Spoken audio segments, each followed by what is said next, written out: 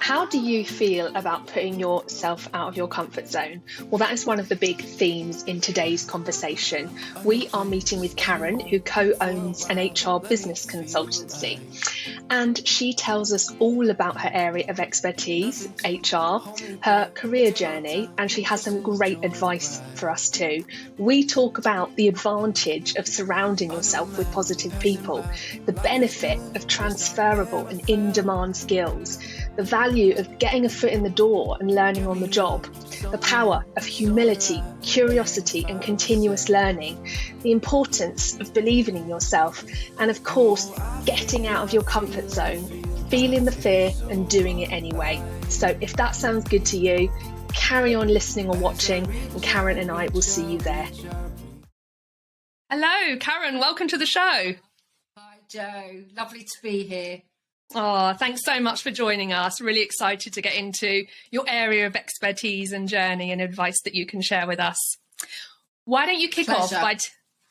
Thank you. Why don't you tell us a bit about yourself, who you are, what you do, and how long you've been doing it for? Okay, so, I'm basically sounds very boring, a HR person. But more recently, so I've been in HR kind of all my career, and I now run a HR consultancy business called Disruptive HR. So we've been going 8 years.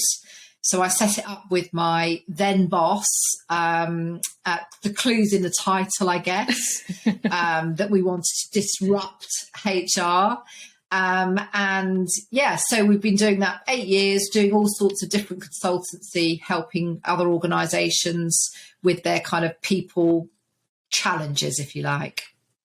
I love it. Thank you.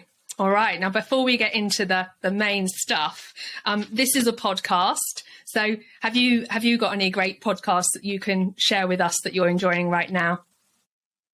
Well, it probably sounds a bit weird because actually I love podcasts, but I really love all the true crime. Yeah. So I like anything that's real. And stupidly, I listen to them before I go to bed at night. I don't know how I sleep, but I find it really soothing. Everybody else is listening to kind of, music and white noise, and I'm listening to murders. But yeah, so I love anything true crime.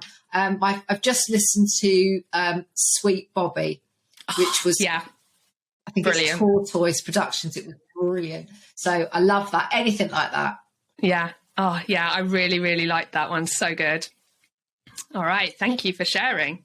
Okay. So your area of expertise, HR, there are often misconceptions about the roles we do. Hence, we wanted to put this podcast together.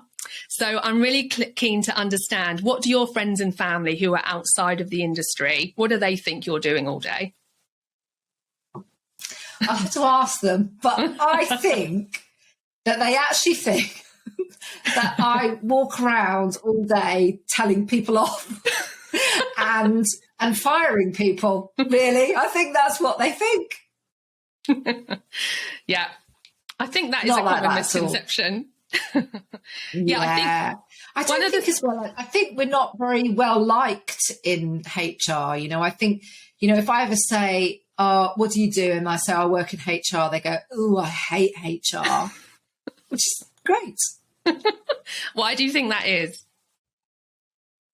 Well, I think when you're an employee in particular and you have experience of HR departments, I think that you can get the wrong. It's hard, isn't it, to know what someone's real day job is. So you only see certain aspects of it. So if someone's been fired, that HR's been involved, or someone's been disciplined for something, HR's been involved. So I think that people have these kind of assumptions. And also, I think it's because HR are often in the background, so they're working closely with people managers, leaders. And I think sometimes leaders will say, oh, I didn't want to do this. HR told me I had to. So we get the bad reputation from that. But I think it's changing, thankfully. I don't think it's as it was years ago. I think the perception of HR is actually becoming much better. Yeah, thank you.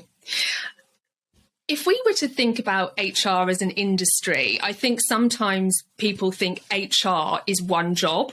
So if you could describe an HR department, what jobs might we find within an average HR department? Yeah, okay. So, and every organisation will need something different, but normally the point of the HR department is that we're there to help organisations attract and hold on to great people. And we're there to help people come into work and enjoy themselves, have a great time, play to their strengths. So we're here to create the environment for people to be able to do their best work. So when you think about it in that way, what are those things that happen in our day jobs that help us have a good environment? And it's normally things like, do we feel compensated fairly? Are we able to get career development opportunities? Are we able to do learning that we want? Did we have a great experience in our first week when we started? Does our manager have regular conversations with us and tell us how we're doing or coach us to be better? So the HR department is all around making those things happen. So you could be in a large organisation and just do a proportion of that. So it may be that you do the recruitment. So you might be responsible for thinking about your employment brand, how you attract great people to come and work for you. Or you may be in the reward team where you're thinking about what's the right ways of recognising people, giving them kind of make the salaries that they deserve, or bonuses or gifts or whatever it might be. So there's lots of different areas of expertise within HR that you can go into depending on, I guess, your strengths and what you like doing. But the nice thing about HR is it's very transferable. So once you've done one area, it's quite easy to move into others. So if you're, for example, really passionate about learning and development, you could easily use that skill to do things like, I don't know, diversity and inclusion or recognition or performance management. So there's lots of different aspects of HR. Yeah, that's really helpful. Thank you. So if we were to sort of say a headline, what would an organisation rely on their HR department to do? Yeah, and I think that's what's changing, because I think in the old days, the HR department was more there to protect the organisation from potentially a rogue employee, or to protect the employees from a rogue organisation. So it was more about the kind of the bad bits. So the policies, the rules, the contracts of employment, the kind of making sure that people don't fall foul of the law. And I think these days, thankfully, it's completely shifted. And I would say any kind of CEO or leadership team will say, we need a HR department to help us find and hold on to good people. And that should be their kind of their biggest goal. So, we know that organisations now, people don't just stay in one job for the whole of their career like they used to. Yeah. And people won't put up with a bad experience. If they're not enjoying their job, then they'll go.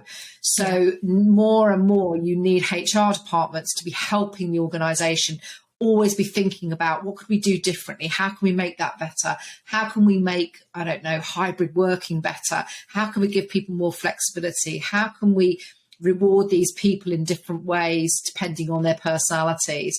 So you're thinking all the time about how do we kind of hold on to these people and get more out of them? How can we help our people be more innovative, more productive, to do more with less?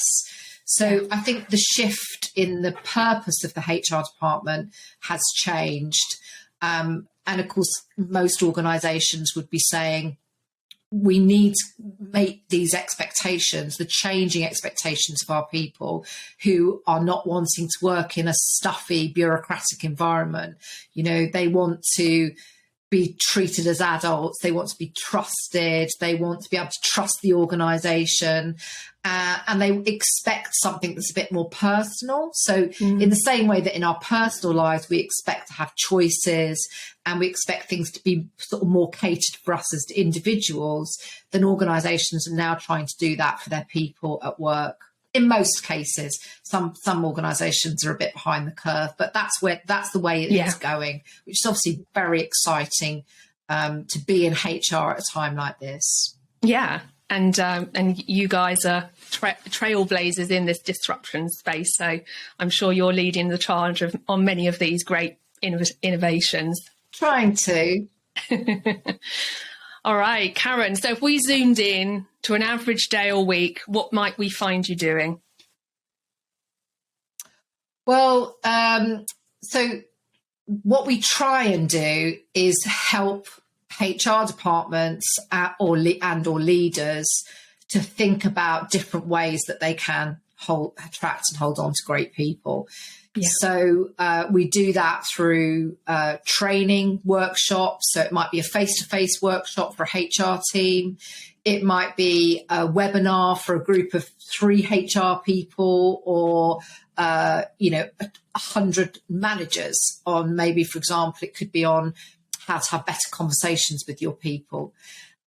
So, that's the kind of work that we do on a kind of a weekly basis: face-to-face workshops, online webinars, and then we are now in the kind of product business, as is everybody. So our products, if you like, are sort of online portals where HR people or people managers can go for kind of ideas, tips and tools and things like that. So that's the kind of the everyday activity of disruptive HR. Thank you. And if we zoomed out a little bit, what might we find you doing less frequently throughout the year?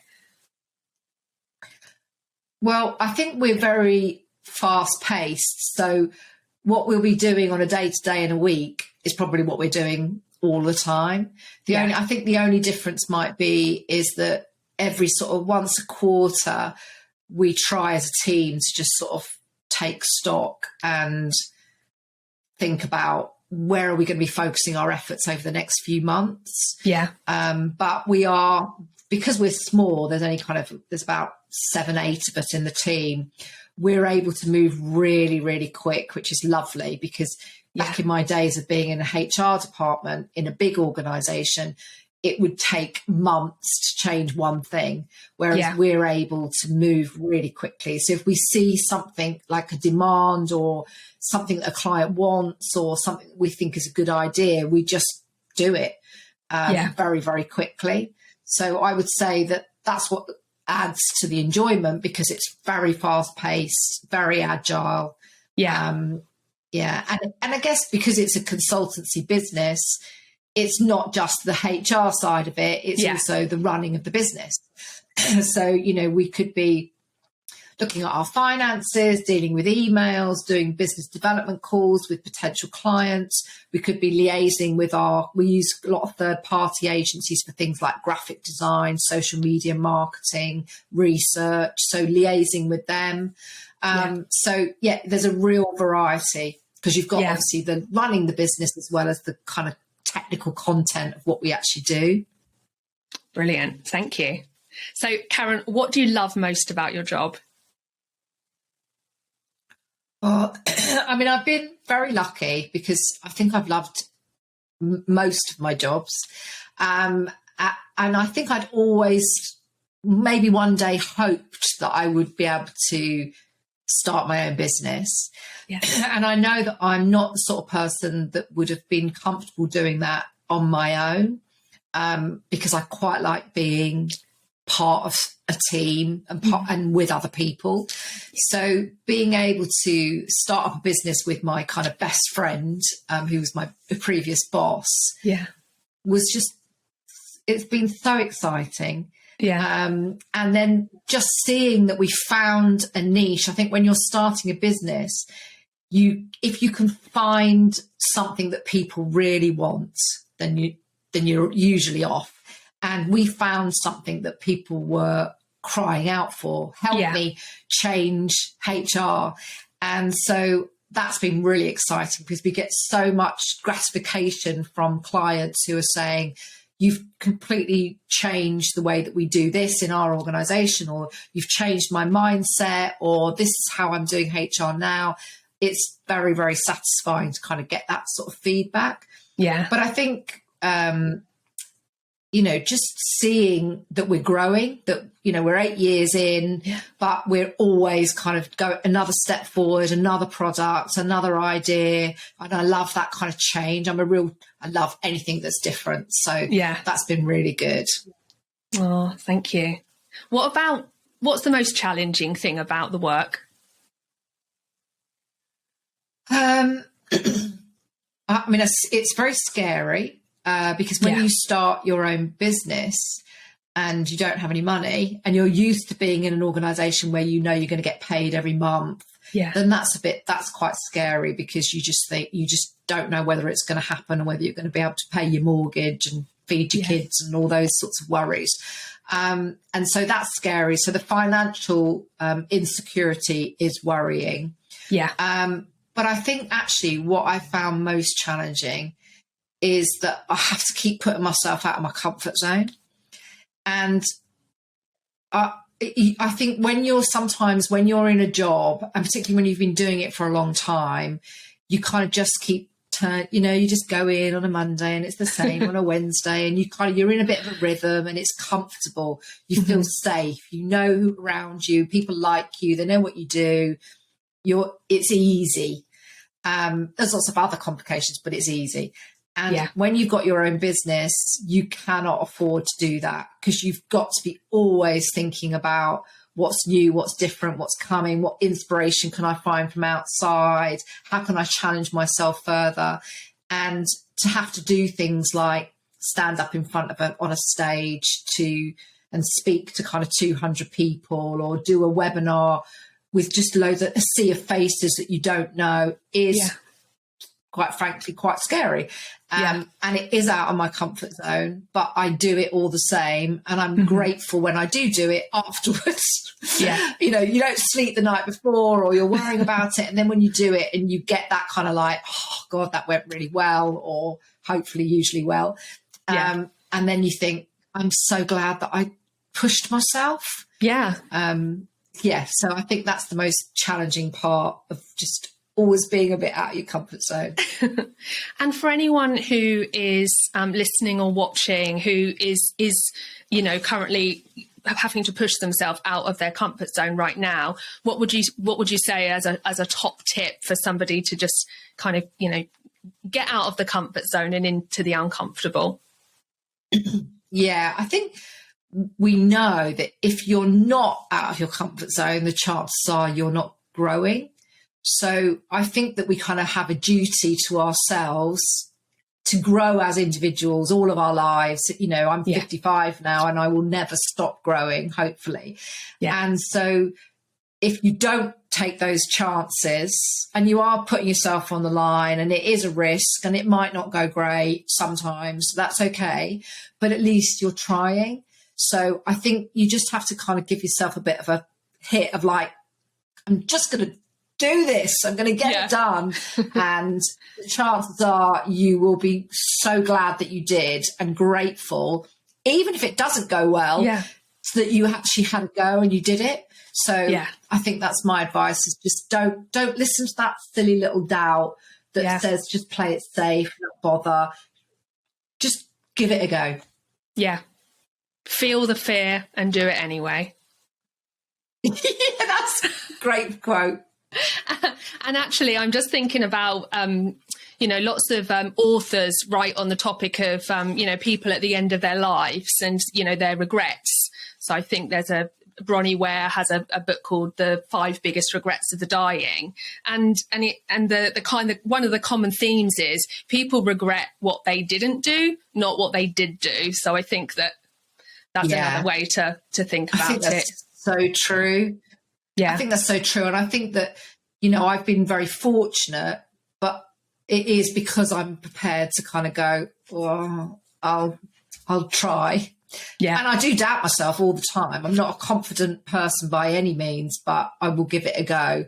Yeah. And I think that's been really helpful. I think that's why I've been able to get to where I've got to, because I've been, I suppose, brave. Yeah. Yeah. Thank you. All right, Karen, I want to take it all the way back to the beginning now. When you were a kid, what did you want to be when you grew up? A long time ago. Well, I had a couple of things. So at one point, I wanted to be. See, the people that are listening or watching this will not remember this, but you might, Joe. Would you remember the Pans people from Top of the Pops? Yes. Yeah. Well, I don't remember watching them. Yeah, but my mum went on a date with one of the male Pans people dancers. Really? That's apparently. So yeah, I'm aware of them. So back in the day of Top of the Pops, they used to have this when they couldn't get the band or the group to come on and perform. They would get the dancers, Pans people, to come and do the dancing to the music, which now when you watch it back, if you ever look at the kind of historical BBC Top of the Pops, it's a bit embarrassing. But I always wanted to be one of those dancers. Yeah. And I think and when I look back now and think about my personality, I think that it fits, because I do quite like being sort of centre of the stage. Yeah. But actually, I don't want to do it on my own. I want to do it with people, like to be sort of a bit more blended into the background. So I think that's why I like the idea of that. And then when I was a bit older, and I wasn't very good at dancing, I really wanted to be a PE teacher. Yeah, a PE teacher, which I obviously never did, but... Yeah. Oh, love those too. And what sort of age was it when you were thinking PE teacher? I was around sort of, I'd say probably 13, 14. Yeah. About that sort of age. I mean, I didn't really know what it meant. I suppose I think I had probably a role model, a PE teacher that I liked at school and thought, oh, that job looks great. And also it was probably the only lesson that I actually enjoyed at school. And I wasn't brilliant, but I was quite good at any sport.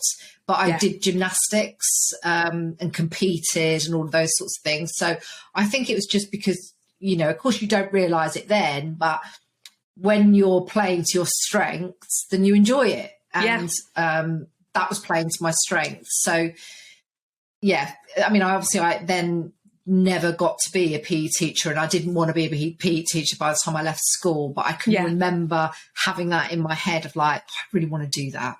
Yeah. Oh. So what happened when you left school? What did you do then? Yeah, so I suppose sort of more of a diversity interview in the sense that I left school at 15. So I was a summer birthday, and so I left school after my O-levels. Yeah. I didn't go to college or uni. And in those days, people only really went to university if they were going to become like a doctor or a teacher or a lawyer. It wasn't very common. Yeah. And it was only usually the proper smart people in the school that were sort of carved off and went on sixth form college and then went on to uni. And so it was never really an option or talked about, or I don't even remember being encouraged to stay on to do kind of sixth form A-levels. It just wasn't really a thing then. Yeah. So I didn't go to uni. Yeah. And I think that, I mean, I definitely don't have the stats or the research, but there was definitely a period where going to uni became the norm, didn't it? And I'm not quite sure when that was or what percentage of people were then going, but I think that's probably created this situation now where we have so many graduates, but there aren't enough graduate jobs for them. Absolutely. Yeah. It's like, do you really need to have a degree to do, I don't know, graphic design or... Yeah. developing a website, or I think there are other ways. And I think that was the thing for me, was that I wasn't very academic. I didn't enjoy lessons. I didn't enjoy theory. Yeah. And actually my education started when I left school. For me, because I'm much more of a practical person, that I'm like, if I'm doing the job, I'm learning. But don't give me a book to tell me how to do the job, because it would just go in and out the other. I don't understand. Whereas for me, it sticks when I'm actually practically doing something. Yeah. So, from a schooling perspective, that's why I really love the sort of the apprenticeships, or any way that you can actually go and try something out. Because actually, I think otherwise, my day, if you didn't go to uni, it was kind of like, well, that was it, really. You could get a job just try and get a job in a shop, or whatever you wanted to do. But there was no career opportunities. Whereas I think there's so many different routes to get to your career, which I think is really helpful. Yeah, absolutely. So what was your first job? So my first job, I was very lucky, because I got a job as a conference organizer at a hotel and conference centre. And I think I was just really lucky on the day. I had no experience. I'd got, nothing to offer. And I think they probably were desperate. And it was a startup. So it was this guy who'd come over from America, bought this hotel, wanted to turn it into a conference centre. And I think that I was just the right place, right time. Yeah. And so I did that. And that was just, I just loved every minute. I mean, it was very, again, because I like change, adaptable. So one minute I'd be behind the reception desk organising a wedding, and then I'd be down in the kitchen cooking breakfasts for people that had, stayed overnight. So I had a real it was very diverse in terms of the work that I was doing. But that was my first job. And I think I used to get paid. I remember my little brown envelope, and on the handwriting, and it said, I think it was £44.90 a week I used to get. But also the nice thing about that was, because it was a hotel, I was allowed to stay there as well. So because you used to have someone on, staying in on the premises. So I used to stay there as well. I used to get all my mates round, and we'd hit the bar, and do you know what I mean? It was just, I was in heaven. So it was just a really nice job. I was very lucky. But I think what was good about that was that all of a sudden I started to get all these additional skills. So sort of the office skills, being able to type, and think that was when it was back in the day before we had kind of real computers. So, but it was the first computers, the first kind of digital. And so I was able to kind of get all of these skills on things that I would never have done in any other job. So that kind of set me up, if you like, in terms of giving myself some great things that I can actually do and offer. Yeah. So tell us about your transition from the conference centre into your next role. So then I decided I wanted to work abroad. And so I did some seasons of working in Greece as a travel rep. Yeah. And then in the winter, again, because of my skills that I got in the conference centre, in the winter, I would temp. So I would just go to a recruitment agency, sign on, say I'm available, and they would just send me to different organisations to do office work. Yeah. So I worked in some really great organisations. And of course, the nice thing about that was that it could be anywhere. So I did it I was living in Cambridge at that point, and then I did it in London. And so I was able to kind of really get exposure, and I learned so much. Yeah. And I think the problem is when you're a temp is that people always give you the jobs that they don't want to do. So I did some really awful things as well, and met some brilliant people. And just, I think that's where I got my ability to be able to know that I could adapt in any situation. So literally you'd be rocking up on a Monday morning and thinking, I don't even know how to get in this building. Yeah. And then by the afternoon, you're answering the phone and you're, doing office work or whatever. So I think that was good for me to learn, but also because I liked the change, the environment of that. And then that's how I got into HR, because I got sent to an agency job for Nokia. So Nokia, again, your audience will be like, Nokia? God, but they were like the Apple back in the day. So they came out with the first mobile phones, and they were very, they're kind of a real sexy organisation to work for. And I went as a temp for them into the HR department. And most people you meet fall into HR as a career, because I think exactly the problem is that they don't know what it entails. And then when they're in it, they kind of go, oh, I didn't know that this is what we do in HR. And so I fell into it. So I started off doing administration for the recruitment, and then they gave me, could you look after the car fleet? And then could you look after all of our expats and their kind of rental houses? And then could you look after the admin for this? And I just started taking these different tasks on. And then I got promoted into kind of a HR advisor role. And then I got promoted into an L&D team leader. So I just kind of progressed within Nokia. I was very lucky. Had a great boss that was just really happy to give me responsibilities. If I wanted to have a go at something, then she'd be like, oh yeah, give it a go, do it next week, or let's try. Which I think was probably unusual in those days, because I think it was more very rigid, where you'd have to do your job, the same job for like 2-3 years before you could even think about moving to something else. Whereas because it had that kind of startup mentality, there was lots of kind of movement and things going on. So that's how I fell into HR. Oh, and it's where you stayed. So in those early days at Nokia, when you were thinking, oh, I'd quite like to, stay in this environment, what were the things that were kind of clicking to make you realise, I could really see myself here long term?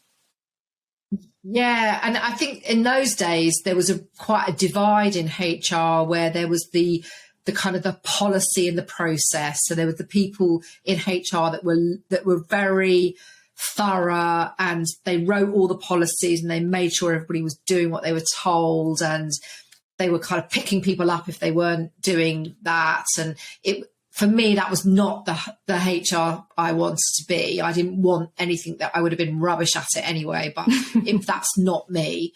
And so there was another part of HR, which for me was much more on the talent culture side, which was around hiring, career development, leadership development. All of those things I felt much more attracted to. So from then I started to see that there could be a path for me in HR, but doing things slightly differently to what my perception was of what those, I think they were called HR policy advisors. I didn't want to do that, but I wanted to take it into a different direction of thinking about it more from bringing out the best in people, not thinking about the worst behaving employee and how we can apply that rule. Yeah, thank you. Sounds like those are where the seeds of what you're doing now were almost sown.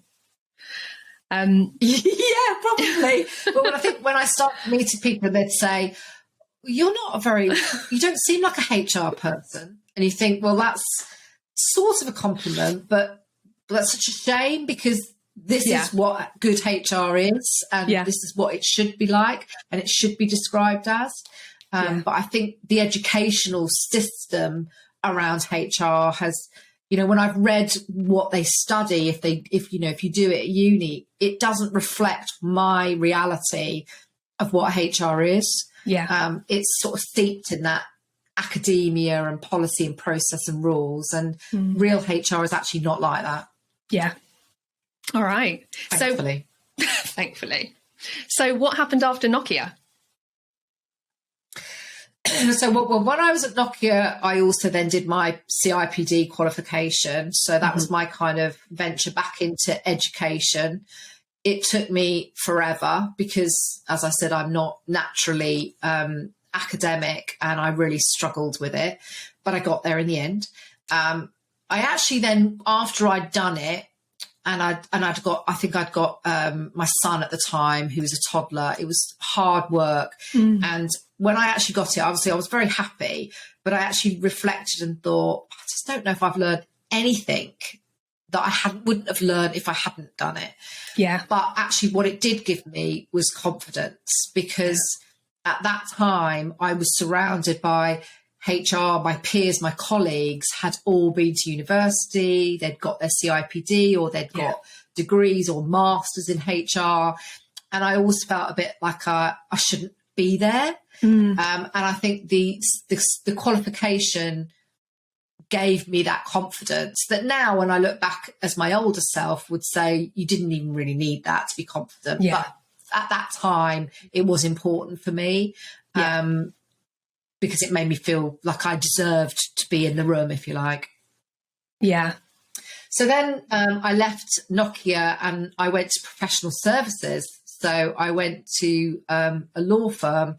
And to be honest, the only reason I did that was because I'd got 2 young children and I was looking for something that was part-time, and a job came up. And it was 3 days a week. And so, but it was a HR sort of business partner looking after a whole office. Yeah. And so I would never have normally put myself in a kind of law environment, professional services, but it suited me because it was only 3 days a week. And it was the only interview that I went for. I got it. And I was just so grateful that I could do 3 days a week that I took it. But actually found out that I really loved it. Loved the environment. The professional law and professional services and law firms were trying to change and be more fresh thinking, more progressive. So actually I was in a sweet spot of being able to help them using all of my Nokia experience of, we can do things differently. So even to the point I can remember working there and they had a fridge that had cans of Coke in it, but you weren't allowed to have it unless you were a partner of the firm. And then they'd have this drinks trolley that would come out on a Friday, and it would only be for fee earners. So if you worked in finance or you were a legal secretary or whatever, then you weren't allowed to have it. And things like that at that time started to make me think more about the employee experience. But how does that make people feel? That you're more valued than you because you're bringing in the money versus the very important role that someone from finance is doing or whatever. So that it was just a couple of examples of things that I was able to influence and change for the better by working in an organisation like that. And then coincidentally, this organisation started to kind of merge. And so I was able to take on a bigger role looking after the whole region. And then that was my first taste really of proper team management. So having HR people working for me. And so that was, again, another experience of the leadership side of HR. And just carried on within Eversheds doing different roles. And then I met Lucy, my now business partner, because she came in as the HR director in my last year there. So I was very lucky, had great experience there, connected with Lucy, and we decided then that we were always going to work together because we both had the similar kind of mindsets, if you like, about what good HR looked like. Yeah. Oh. Do you want to know what happened? Yes, please. So you then left Eversheds. So then Lucy moved over to work as the people director at BBC. And I got the phone call saying, will you come over? So I went and joined her at the BBC. So again, this is what's so lovely about HR as a profession, is that it's not sector specific. People are people in every environment. So once you don't feel that you're kind of pigeonholed into, oh God, that's it, I've got to stay in professional services or stay in telecoms or whatever, because you don't have to, you can move. And so I then went into the BBC, which of course was media, but also public sector. So that was my first experience in a public sector environment, but that had a real commercial kind of aspect to it in terms of, that was just when iPlayer had launched, and, it was all very kind of all being digitalized and centralized, and all the different departments were starting to come together. So you had radio that was obviously very separate before, had started to then merge in with kind of, TV and iPlayer. And now look at us, we're broadcasting audio, video, it's all kind of come together, hasn't it? So I spent 5 years at the BBC. And then that's when Lucy and I started saying, this just doesn't feel like it's working. We feel like we're just doing the same old ways of HR and not having the impact that we want. So we started Disruptive HR up to be the kind of consultancy that we wished we'd had access to when we were in HR roles. Yeah. Wow. Thanks so much for sharing your journey, Karen. It's really inspiring. And I don't know about inspiring. Well, I think what's great about it is, like you said at the outset, there are many roads to an end result, and I think sometimes we think there's only one path, but there are multiple paths, and I think that's really inspiring for people who maybe aren't thinking uni is for them, or maybe they've already they're already in work and thinking of transferring to another profession. So very inspiring. Thank you.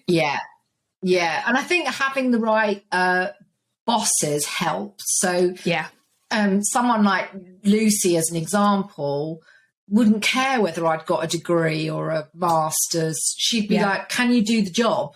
Have I got the evidence that you can do the job? And I think sometimes still there are still those kind of archaic HR directors that will say, you have to have a degree, you have to have this, you have to have that. And I would say, actually, is that somewhere you want to work? Yeah. I think you're much better to go where someone just wants to know whether or not you can do the job, whether you've got the right attitude, whether you're open, whether you're curious about learning. What's the saying? Kind of, you hire for character and train for skill. Yeah. And if you're still seeing these kind of jobs and they're saying, well, you must have CIPD, you must have this, you must have that, I think, well, I don't know if that's somewhere you'd want to work anyway. Yeah. Good point. So with a HR consultancy, obviously clients come to you. And so I guess you're fortunate in that the people that you partner with, they're on the same wavelength as you. But I'm really curious, the people who aren't coming on the disruptive HR journey, why are they kind of staying back there? I think it's back to what we talked about at the beginning about being out of your comfort zone, because I think it's just safer. Yeah. It's because it's a big risk to say to your business, do you know what? The way we've been doing HR for all these years is actually not working. Yeah. It's massive, isn't it? Yeah. And so I think it's safer. And when you're in a kind of leadership position in HR, it's all about your relationships with other business leaders in your area, in your exec, in your C-suite. And so you want to keep them happy. And so it's much easier to not challenge them if they think that everything's fine. So I think it takes a very brave person. And I think that it's about having that humility to say, just because I've reached this stage and, I've got a team of, 200 HR people or whatever, I'm not always right. And I've still got things that I can learn. And I think that that's what I see in terms of our clients. The ones that I value and respect the most are when we get HRDs that just go, oh my God, I'm doing this wrong and I want to change and I want to do things differently and help me. And I love that kind of humility of that. Yeah. Whereas I think that there's still people who are not open to change, are not curious, are not open, and they're keeping in their little comfort zone because it's easier. Yeah. And I guess it's self-preservation in a way.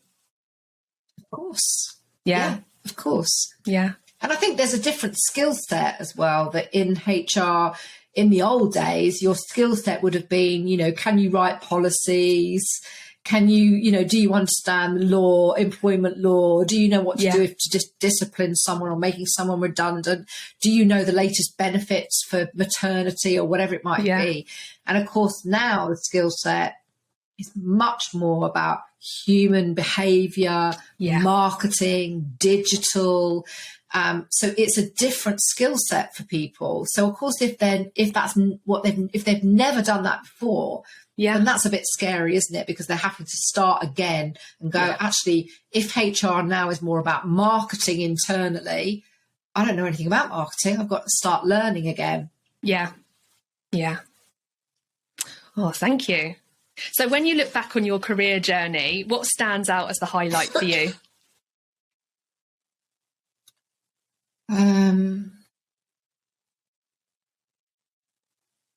I've been so lucky because I've just loved every job that I've had. Yeah. So I don't think there's a particular highlight.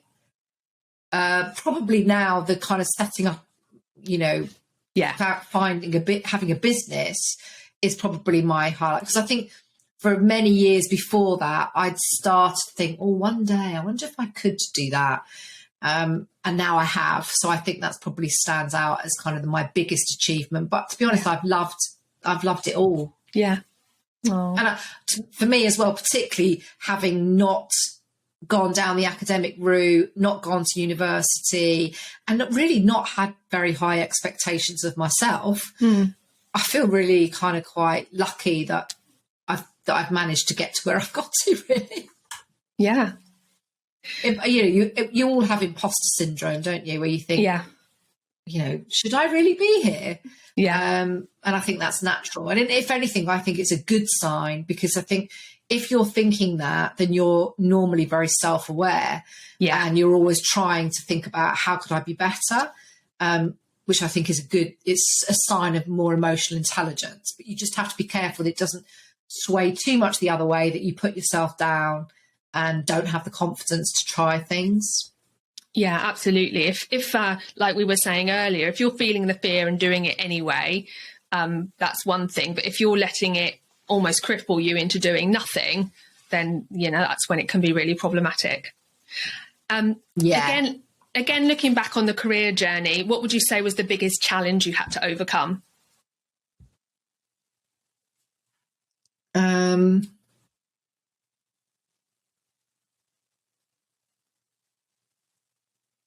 I think sort of going back to not feeling that I deserved to be there, and thinking that it was all about sort of skills or qualifications when actually it wasn't. So I think that's challenging, and I think having children and working is challenging. Yeah. And, you know, there's been difficult times where it's not been very easy. And particularly when you're in HR and you're going through a recession, as we are again now, where, you know, organisations are struggling, or you see people struggling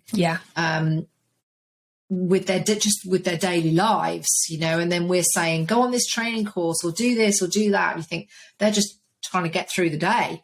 Yeah. I find that challenging. I find the kind of whole emotional side of work challenging. Yeah. Thank you. You've touched on it already at Nokia and at Eversheds, but, you know, just talk to us about the importance of role models and mentors on your journey. I mean, I think they are, to be honest, I think it's all about those people that are prepared to give you a chance or believe in you. Yeah. And I think that's what was missing probably for me at school, was that, unfortunately, I didn't really have any great role models in that respect. And when I hear my friends and they talk about, that teacher, I remember that teacher and they did this and they did that, I think I didn't have any of that. Yeah. So I missed out, definitely. And then what I did get when I started working were role models, were leaders, were CEOs, were HR directors that I could learn from, that I respected, that cared about me and my career and would give me a shot at things I wanted to do. So I think it's really, for me, that's what leadership is about. It's about helping other people be their best selves. And I was very lucky to have loads of those kind of relationships throughout my career of people that I really valued for that. Yeah. And if somebody's listening or watching right now and they're thinking, wow, I don't really have any role models or mentors, perhaps they're still in education or just starting out, what advice would you give to them? Yeah, I think it's, I would surround yourself as much as possible with positive people. Yeah. Finding people, it doesn't have to be anything to do with career advice or helping you do, but just be around people that are naturally optimistic. Yeah. Because I think that you can surround yourself with people that are, oh, that won't work, or, oh, no, that's terrible. And it brings you down. And just being around people that are like, can do, and yes, go for it. Or, like my parents were always with me, like, we know you can do this and we're so proud of you. Even if it's not true, it's just lovely. And I think so find people in your life that are just happy, positive people, no matter what they're going through, that they're able to overcome challenges and see the light, see the good, see well, that's terrible, but let's think of this as an opportunity. Yeah. Surround yourself with people like that, because I think it rubs off on you. Yeah. Thank you. All right. So we've already touched on, I guess, education and training in the conversation so far, and it sounds as though it's the kind of a nice to have rather than a must have if we think about a pure HR education. Would I be right there? Yeah. Yeah. Okay. Yeah, I think it's probably my view versus what the real world is asking for is probably slightly different. Yeah. Because I recognise that actually it is tough to get into HR without having qualifications or experience or whatever. But I do think that it's changing. And I think that when I talked back about the sort of skills and the experience, so if you think about marketing skills, digital skills, being able to use data better, emotional intelligence, human behaviour, all of the kind of the old style HR people that don't have that will be needing it. Yeah. So if you're coming with anything like that, then you're going to be, it's going to be a bonus for them.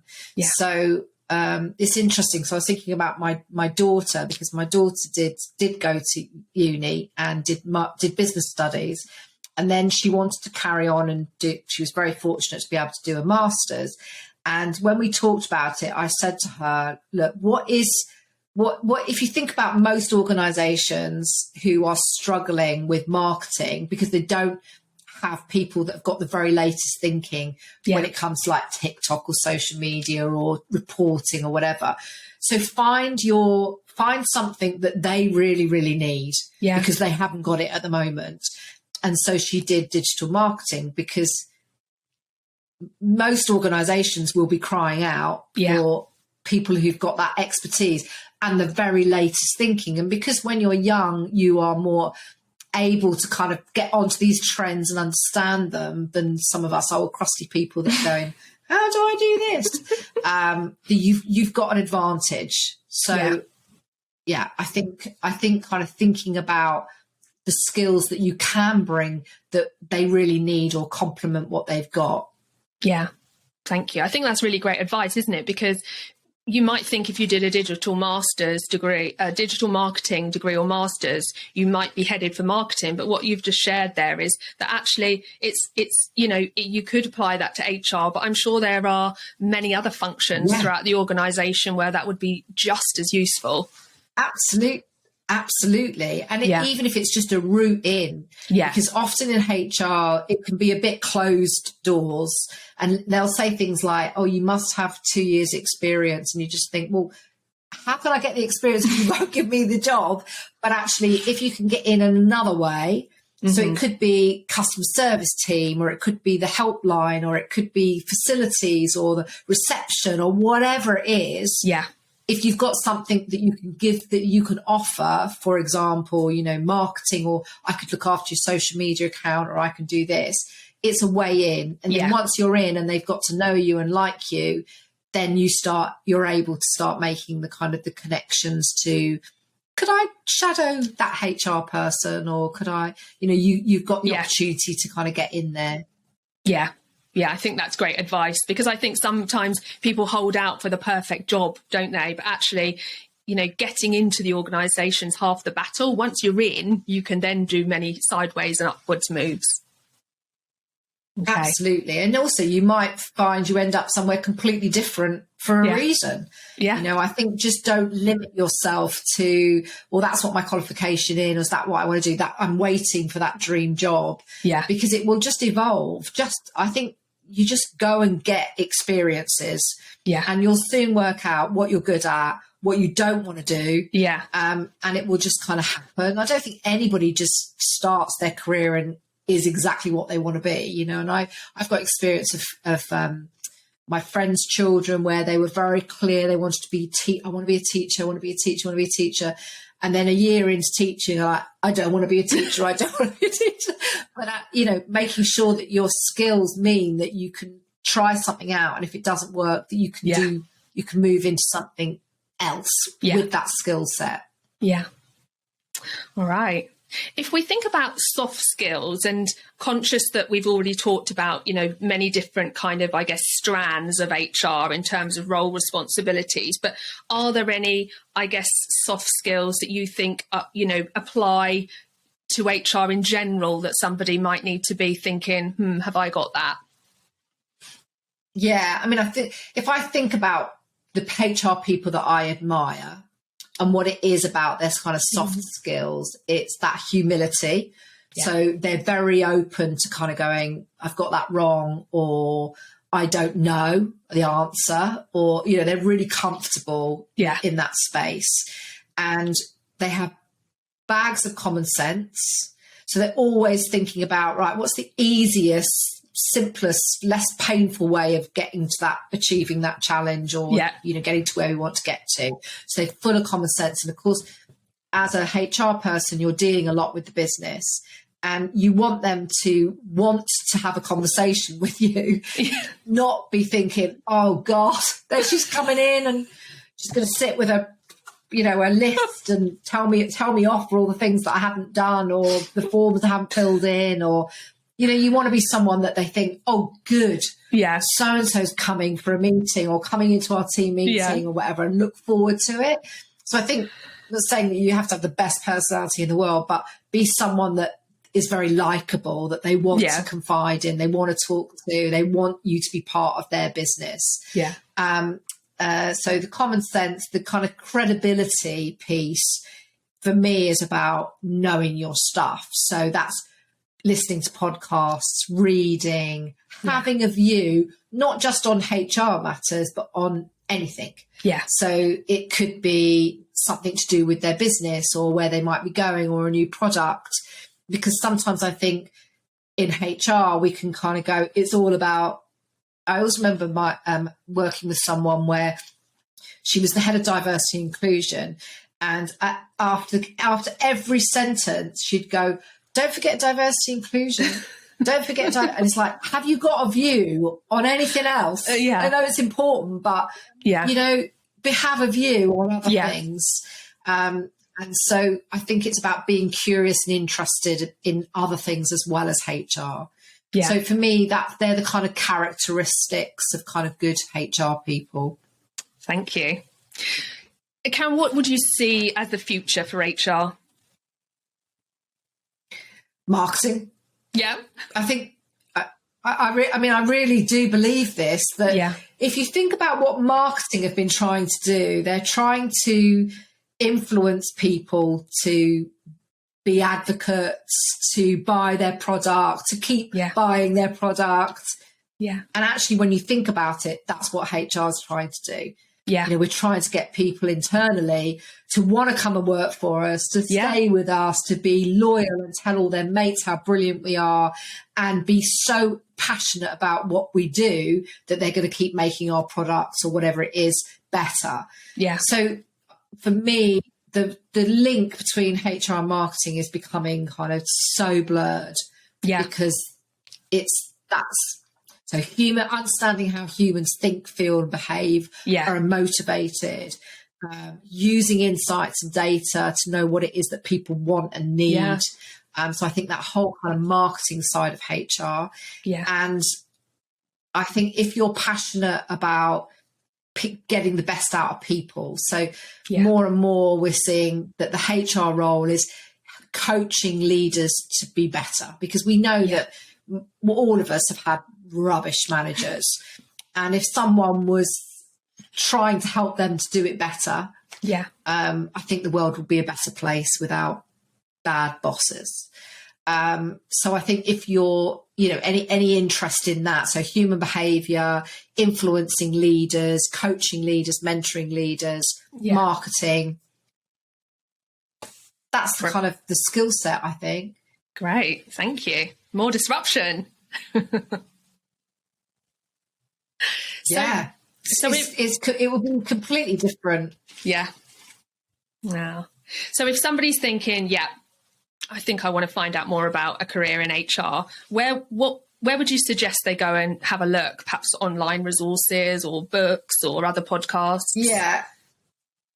I mean, I think don't be despondent, because as soon as you start looking on Google, you see that the old style, the old stuff. So obviously I will recommend our website, disruptivehr.com. And you'll see on there that there's some videos and blogs and different things that you can do. So we've got like a diagnostic about being a great HR person. We've got an organizational diagnostic about judging how good your company is. Perhaps it's something that you could do with someone that you know works in business to kind of say, let's score your company and see how they're doing. There's my business partner, Lucy Adams, has written a book called HR Disrupted. And we know that there are lots of educational universities that are using that book now, in which is just in the curriculum, which is obviously a breath of fresh air, because there's still quite a lot of the old style. And I'm not saying that that's not important, because that's the dilemma with HR, because you still do have to have the compliance and the legal and following employment law, but it shouldn't encompass everything, which it does at the moment. It needs to be a part of HR and left to the people that are best, that their strengths mean that they're really good at it. But it's not the whole of HR. Thank you. So it's not or, it's and. Yes. Okay. So I would say that, and then there are loads of good discussions that go on LinkedIn around doing things differently, and organisations, and I think looking at the progressive organisations and seeing what it is that they do, and why they make it different, and then you'll get ideas and inspiration about what it could look like in a more progressive environment. Would you be able to call out an organisation that you think is doing it well, that maybe somebody could go and check out their website just to kind of get a look and feel of what marketing to those, people might look like? I'm actually going to go with a really small company, but a great example for me is Honest Burger. So if you look at Honest Burger on LinkedIn and see some of the things that they're doing on the people front, then you'll get what I mean. So they've done things like they've put their employment contract into an infographic. So rather than having like a 6-page contract, you have to kind of sign in blood. It's an infographic. They also have this scheme where you could be working there as a waiter or a chef, and but you can get involved in other projects. So you could do the graphic design for something. Yeah. So they have like this marketplace where you can get involved and do other things apart from your kind of day job. Yeah. So for me, the things that they're doing from a HR perspective, they don't have a probation period. They call it the honeymoon period. They're just fresh in and progressive. Yeah. And it comes across really well and it's beautifully marketed. So I would say Honest Burger would be a great example to follow. Oh, thank you. That's brilliant. All right, Karen, as we move towards wrapping up, what do you know now that you what do you know now that you'd wish you'd known then?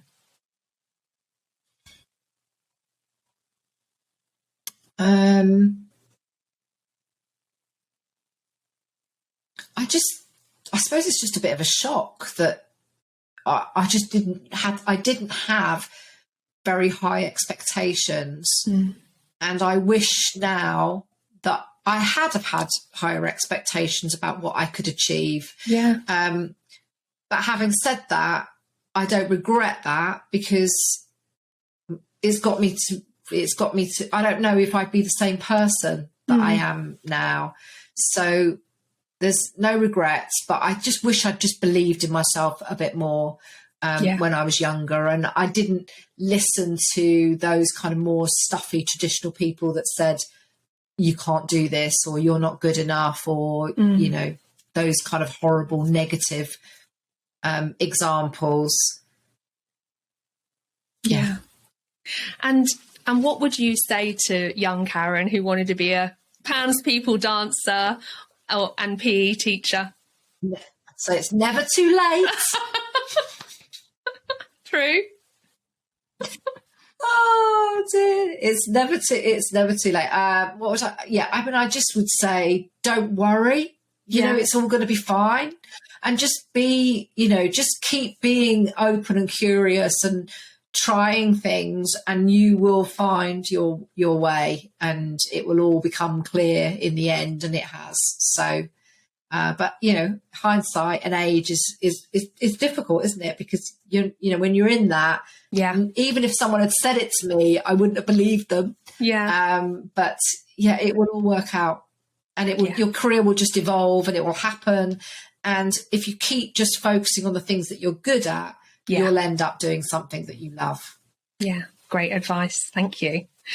Now, Karen, I love a quote. Do you have any favourite quotes or expressions that you enjoy? Oh, I think I'm just wrong what it is. Energy and persistence conquer all things. I think that probably would sum it up. Energy and persistence conquer all things. Yeah, I like that. Oh, Karen, thank you so much for joining us today. I've really, really enjoyed it. And I know that the audience are going to find all of the, you know, the words of encouragement and wisdom really, really valuable. So thank you so much. Is there anything you'd like to say before we go? I don't think so, but just go for it. Thank you, Karen. And Karen, I also just want to say thank you for being one of my fabulous mentors. You've been a great source of encouragement and support to me over the years. So thank you. Now. Thank you. Pleasure. Thank you so much for joining us today. We really hope you enjoyed the show. If you got any value out of today's episode, please help us spread the word by subscribing to the podcast and liking and sharing and all of that good stuff. We hope to see you next time. Thanks so much.